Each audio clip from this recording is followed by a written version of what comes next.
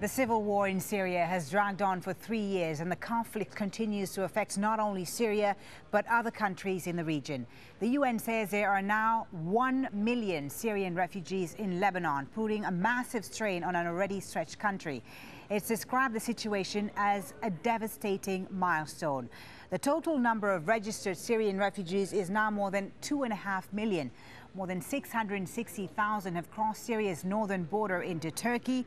More than 220,000 have fled east to Iraq.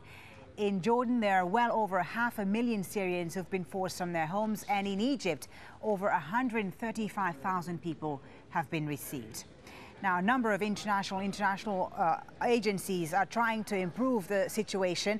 One of those is the Norwegian Refugee Council. Let's bring in its Secretary General, Jan Egeland, who joins us via Skype from Oslo. Mr. Egeland, thank you very much for speaking to us. A staggering figure for Lebanon, 1 million Syrian refugees. I know that the Norwegian Council is also due to come out with a report today on the situation.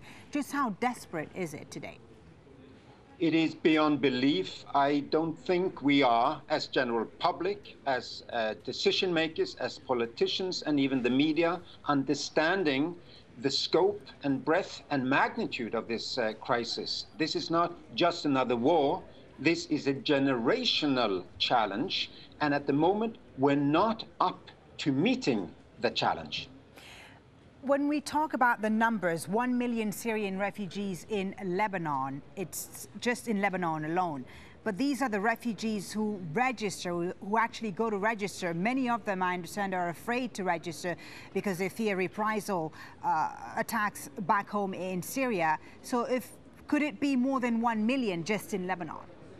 It is many more than the 1 million. It could be easily 500,000 more Syrians who have fled the war. One of the problems in Lebanon, and we're issuing a report on that today because we have the biggest legal aid program among relief organizations in the country. The report says that hundreds of thousands are now struggling with the legal stay documentation, with registration. They have to pay money to get registered. They don't have the money, and therefore they lose the registration. The states some have to go back to Syria to try to renew their status either there or as they re-enter Lebanon. It shouldn't be like that. And what has been, Mr. Egeland, the impact on the host countries, on Lebanon, on Syria, on Turkey? What's been the relationship between the refugees who arrive and, the host countries, the people in the host countries?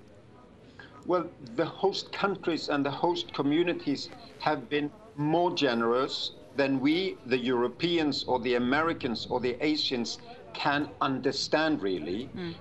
Lebanon takes 1,000 to 2,000 refugees per day. My own country, Norway, would take 1,000 Syrians in a year. So Lebanon is extremely generous, but Lebanon is kneeling under this pressure. Lebanon needs much more help from the international community. Why has the support from the international community not been coming to deal with this refugee crisis, Mr. Egeland? Well, there is a lot of aid coming, of course, but it's not enough. Listen, the Syrian refugee crisis, the Syrian displacement crisis, and more than anything, the phenomenal problems inside Syria is many times bigger than the second largest emergency humanitarian crisis in the world. And I think we still treat it as if it was one or the other. It is much bigger. So even though, my organization alone has 1,000 full-time relief workers in and around Syria. There are many, many thousands doing this. There are billions of dollars having been spent so far, and we're not even close to reaching the levels we should.